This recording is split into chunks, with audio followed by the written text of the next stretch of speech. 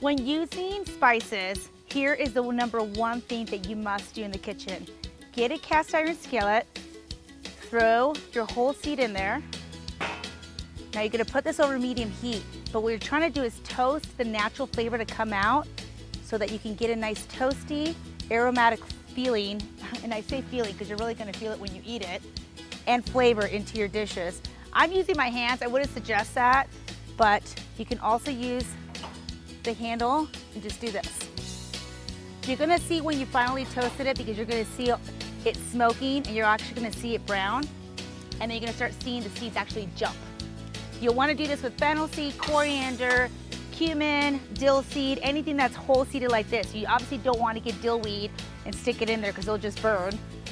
So put it in a coffee grinder, and you still want it to be a little coarse when you use it so that you still get a nice texture to it. So now they're toasted and they're beautifully done. Now they're ready to be eaten.